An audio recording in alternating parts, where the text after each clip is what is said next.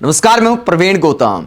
दोस्तों, वीडियो में बात करेंगे कि बिहार रिजल्ट के बाद पहली बार मीडिया से बात करते हुए प्रशांत किशोर ने पीएम मोदी और नीतीश कुमार पर क्या आरोप लगाए हैं, चुनाव आयोग पर क्या बोला है और इसके अलावा राजनीति छोड़ने वाली जो बात थी कि अगर 25 सीट आ जाएंगी नीतीश कुमार की तो मैं राजनीति छोड़ दूंगा, उस पर प्रशांत किशोर ने क्या ऐलान किया है और 6 महीने में राजनीति छोड़ने की बात क्यों की है। सारे बयान एक के बाद एक आपको दिखाएंगे। पहले बात करते हैं कि जीरो पर सिमटने को लेकर प्रशांत किशोर क्या बोलते हैं। जब उनकी पार्टी को एक भी सीट नहीं मिली तो प्रशांत किशोर प्रायश्चित की बात करते हुए क्या कहते हैं, जरा सुनिए। मैं अपने लोगों को, बिहार के लोगों को ये नहीं समझा पाया कि किस बात पर उनको वोट देना चाहिए, क्यों उनको नई व्यवस्था बनानी चाहिए। तो प्रायश्चित के तौर पर मैं अपने से विद्यार्थी आश्रम में एक दिन का उपवास, मौन उपवास रखूंगा। जो भी जन सुराज के साथी हैं वो जहां पर है वहां अगर वो समझते हैं कि हम लोग के प्रयास में, सोच में जो कमी रह गई उसको सुधार के लिए प्रायश्चित के तौर पर हम लोग एक दिन का सामूहिक उपवास रखेंगे। मैं खुद विद्यार्थी आश्रम विद्यार्थी में रहूंगा। 24 घंटे का एक उपवास रखेंगे। जब 3 साल की मेहनत के बाद एक भी सीट नहीं आई तो प्रशांत किशोर कहते हैं कि देखिए, हमने कोई गुनाह तो किया नहीं, लेकिन हमारे प्रयास में कोई कमी रह गई तो एक दिन का उपवास करेंगे, प्रायश्चित करेंगे। उसके बाद बिहार का जो परिणाम आया उसका निचोड़ क्या निकाला है प्रशांत किशोर ने। उन्होंने साफ तौर पर आरोप लगाया कि पीएम मोदी और नीतीश कुमार ने एक तरह से वोट खरीदने का काम किया है।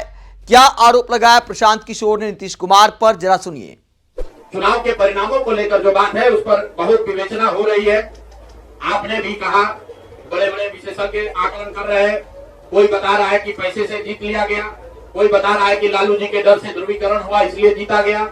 कुछ लोग बता रहे हैं कि जातियों की बात अभी पूरी तरह खत्म नहीं हुई।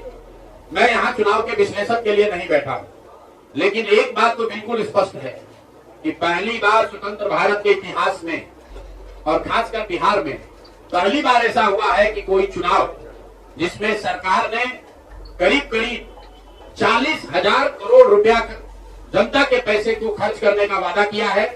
और मुझे लगता है कि वही एक कारण है जिसकी वजह से एनडीए को इतना बड़ा बहुमत मिला है। मैं सिर्फ आपके ध्यान में लाना चाहता हूं कि 10,000 रुपए की बड़ी चर्चा हो रही है। लोग बता रहे हैं कि 10,000 पर लोगों ने वोट बेच दिया। बिल्कुल नहीं है, ये बात सही नहीं है। मेरा आज भी ये यकीन है कि 10,000 रुपए के लिए बिहार के लोग अपना वोट, अपना बच्चों का भविष्य नहीं बेचेंगे। अगर 10,000 रुपए को आप जोड़िएगा तो प्रतिदिन 5.5 रुपया हुआ। 5.5 रुपए में कौन अपना वोट बेचेगा। लोगों ने 10,000 रुपए के लिए सिर्फ वोट नहीं बेचा है। आपको देखने, जानने, समझने की जरूरत है। और इस पर यह बहस भी हो रहा है। सत्ता में जो लोग आए वो कह रहे हैं हम तो सरकारी योजना चला रहे थे। जो विपक्ष में है वो कह रहे हैं हम योजना नहीं चला रहे थे, आप पैसा देके वोट खरीद रहे थे। इसका कोई अंत नहीं है, इस बहस का कोई अंत नहीं है। चुनाव आयोग पर लोग टीका टिप्पणी कर रहे हैं, वो चुनाव आयोग का विषय है। बिहार के बेटा होने के नाते, बिहार के नागरिक होने के नाते मेरा बस एक ही प्रश्न है। हर विधानसभा क्षेत्र में 60 से 62,000 लोगों को कम से कम 10,000 रुपया सीधे तौर पर सरकार ने दिया है। सिर्फ 10,000 रुपया नहीं दिया, ये कहा कि आपको स्वरोजगार के लिए 2 लाख रुपया दिया जाएगा और उसकी पहली किस्त के तौर पर, बयाना के तौर पर 10,000 रुपया उसको दिया गया। और पूरा सरकारी तंत्र लगाया गया लोगों को ये बताने के लिए कि अगर आप एनडीए को वोट देते हैं तो आपको 10,000 रुपए के साथ साथ आने वाले 6 महीनों में 2 लाख रुपए तक की सहायता मिलेगी। इसको करने के लिए पूरा सरकारी तंत्र लगा। जीविका की दीदियों को बैठाया गया। जितने यहाँ पर आशा आंगनवाड़ी सेविकाएं हैं उनकी सैलरी, उनका मानदेय बढ़ाकर उनको जोड़ा गया। लोग कह रहे हैं भैया काडर कहाँ है। मेरे भाई 2 लाख लोगों को, आप ध्यान रखिए, सिर्फ 10,000 रुपए लोगों को नहीं दिया गया है। हर विधानसभा में, मैं बहुत जिम्मेवारी से जो सरकारी आंकड़ा है वही बता रहा हूँ, हर विधानसभा में 60 से 62,000 महिलाओं को 10,000 रुपया दिया गया है। करीब करीब 1 लाख आंगनवाड़ी सेविका, आशा वर्कर और ममता की से जुड़ी हुई महिलाओं को करीब करीब सरकार ने 10,000 करोड़ रुपया अलग से दिया है।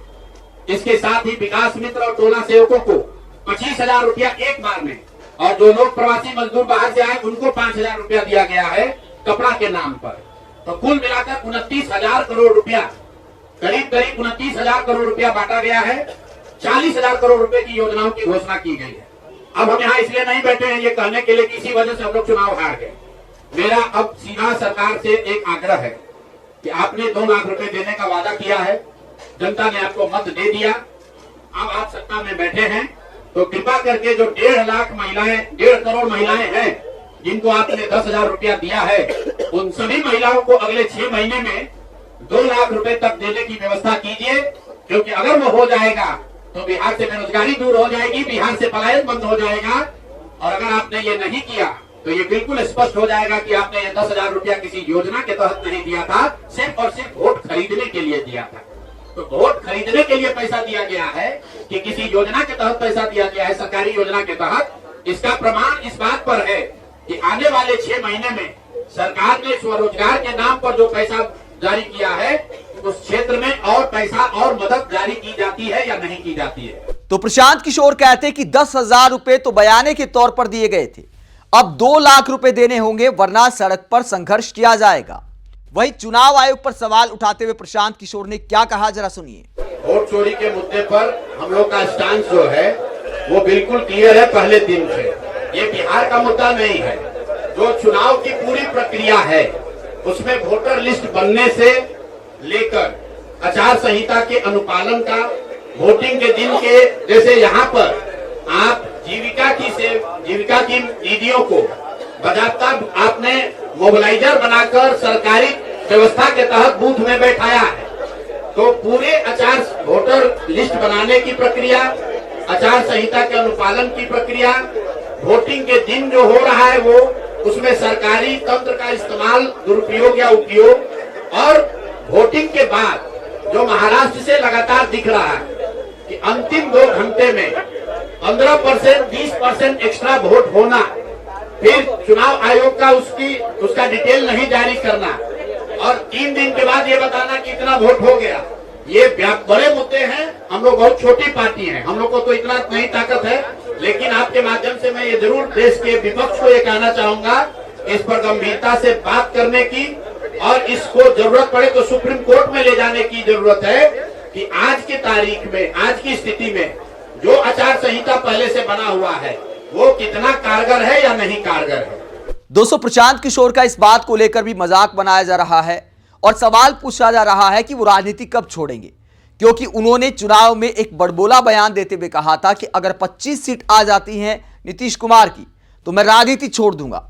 अब प्रशांत किशोर ने उस बात को लेकर क्या कहा है, जरा सुनिए।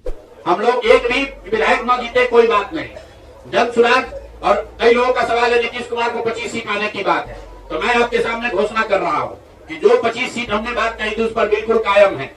अगर नीतीश कुमार ने, उनकी सरकार ने ये वोट खरीदा नहीं है, इनको 2-2 लाख रुपए दे दे, मैं बिल्कुल राजनीति से संन्यास ले लूंगा, उसमें कहीं कोई दिक्कत नहीं है, कहीं कोई दिक्कत नहीं। बिहार के 1.5 करोड़ लोगों को 2-2 लाख रुपया नीतीश कुमार दिलवा दे, मैं मान लूंगा कि हमारे आकलन में गलती थी, हमारी गलती थी। और हमारे आकलन की बात छोड़िए, अगर बिहार से बेरोजगारी दूर हो जाए, पलायन बंद हो जाए, 1.5 करोड़ परिवार, टोटल 2.5 करोड़ परिवार में अगर 1.5 करोड़ परिवार की गरीबी दूर हो जाए तो प्रशांत किशोर को विधायक बनने की, राजनीति करने की कोई जरूरत नहीं है, हम दूसरा काम कर सकते हैं। तो आपका अगर ये सवाल है कि 25 सीट की बात है, बिल्कुल 25 सीट से ज्यादा नीतीश कुमार को ना आना चाहिए था, ना आता। एक ही फैक्टर है, ये पैसा बांटकर जो वोट आपने खरीदा है, खरीदने का आप पर इल्जाम है, तो इसको आप इतने 20 साल से आप मुख्यमंत्री हैं, तो आप इस इल्जाम को धो दीजिए। अगले 6 महीने में 1.5 करोड़ लोगों को, 1.5 करोड़ परिवार को स्वरोजगार की व्यवस्था कर दीजिए, और अगर नहीं कीजिएगा तो हम लोग यहीं पर हैं। मैं आपके सामने एक नंबर जारी कर रहा हूं, मेरा अपना व्यक्तिगत ऑफिस का 91-216, जितने लोग हैं जिनको भी 10,000 रुपया का बयाना नीतीश कुमार सरकार ने, अधिकारियों ने जीविका की दीदियों के माध्यम से दिया है, इस आश्वासन के साथ कि अगर आप नीतीश कुमार को, एनडीए को वोट देंगे तो आपको 2 लाख रुपया 6 महीना में मिलेगा। तो मेरे भाई, अब समय चालू हो गया, आप आ गए हैं सत्ता में और हम लोग आराम से बैठे हुए हैं बिहार में। हर वो महिला, हर वो परिवार जिसको 2 लाख रुपया नहीं मिलता है, आप प्रशांत किशोर से संपर्क कीजिए, आप जन सुराज से संपर्क कीजिए। अब सलाह का समय खत्म हुआ, अब संघर्ष का समय शुरू होगा। तो प्रशांत किशोर कहते हैं कि साधारण जनादेश नहीं है, अगर वोट खरीदा नहीं गया है तो 2 लाख रुपए महिलाओं के खाते में डालें, जिस दिन पैसे चले जाएंगे मैं राजनीति छोड़ दूंगा। तो काफी सेफ खेल गए हैं प्रशांत किशोर, थोड़ा दिमाग तो लगाया है, लेकिन दोस्तों हकीकत यह है, इस बात में कोई दो राय नहीं है कि प्रशांत किशोर ने अच्छे मुद्दों पर चुनाव लड़ा है, उन्होंने कोई गुनाह नहीं किया है, अच्छी राजनीति की है। अगर कैंडिडेट की बात करें तो बाकी दलों से अच्छे उम्मीदवार उन्होंने मैदान में उतारे, इस बात में भी कोई दो राय नहीं है। लेकिन अति आत्मविश्वास कई बार भारी पड़ जाता है। प्रशांत किशोर राजनीति के मैनेजमेंट गुरु हैं, बहुत राज्यों में उनका दावा है कि उन्होंने सरकारें बनवाई हैं। लेकिन एक सलाह हम भी देंगे कि इस तरह आर पार वाली बात नहीं करनी चाहिए। जिस तरह राजनीति को लेकर, जनता के मुद्दों को लेकर उनकी जमीनी सोच दिखाई देती है, तो राजनीति में बड़बोलापन भी नहीं दिखाना चाहिए, वहां पर भी जमीनी सोच नजर आनी चाहिए। यह कहना कि इतनी सीट आ गई तो मैं हार मानूंगा अपनी, मतलब जिस पार्टी की राजनीतिक एक्सपर्ट के मुताबिक 10 सीट आने की भी उम्मीद नहीं थी, अगर आप इंटरव्यू में कहते कि अगर मेरी 130 सीट आती हैं, 140 आती हैं, तो भी मैं इसे हार मानूंगा, यह मुझे लगता है कि ओवर कॉन्फिडेंट को दिखाता है। यह कहना कि फला पार्टी की 25 से ज्यादा सीट आ गई तो मैं राजनीति छोड़ दूंगा, यह मुझे लगता है ज्ञान का थोड़ा घमंड हो जाता है। तो प्रशांत किशोर को अपने बयानों पर भी थोड़ा सोचने की जरूरत है। और यह कहना भी आत्मघाती था कि मुझे पता है कि जो विधायक हमारे जीतेंगे वो भाग जाएंगे। जब आप ऐसे बोलोगे तो आपको वोट आखिरकार कौन देगा? तो बहुत बड़े गुरु हैं राजनीति के प्रशांत किशोर, लेकिन मुझे लगता है इन बातों में खुद भूल कर गए। ऐसी बयानबाजी उन्हें चुनाव के दौरान नहीं करनी चाहिए थी। आत्मविश्वास अच्छी चीज होती है, अति आत्मविश्वास कई बार घातक होता है। प्रशांत किशोर ने इस चुनाव में पहचान बनाई है। जिस तरह की राजनीति उन्होंने की है, वाकई बिहार को इसकी जरूरत है। बिहार को एक विकल्प की जरूरत है। अगर प्रशांत किशोर पढ़े लिखे उम्मीदवारों की बात करते हैं, साफ सुथरी राजनीति की बात करते हैं, बिहार के मुद्दों की बात करते हैं, पलायन रोकने की बात करते हैं, तो अच्छे मुद्दों पर उन्होंने चुनाव लड़ा है। उसके बावजूद 0 सीट आती हैं तो उसमें शर्मिंदा होने वाली कोई बात नहीं है। बिहार की आम जनता से लेकर देश भर में उनकी चर्चा है, उनके प्रयास की चर्चा है, इस बात में कोई दो राय नहीं। बहुत सारे लोगों की सहानुभूति भी है। बहुत सारे लोग मतदाताओं के विवेक पर भी सवाल उठाते हैं कि क्या बिहार की मतदाताओं को या देश की आम जनता को बदलाव चाहिए भी होता है? क्या अच्छी राजनीति करने वालों को जनता गंभीरता से भी लेती है या नहीं लेती, इस पर भी बहस छिड़ी हुई है। आप इस पूरे मुद्दे को लेकर क्या सोचते हैं? कमेंट बॉक्स में राय जरूर दें। साथ ही चैनल को सब्सक्राइब भी करें। नमस्कार।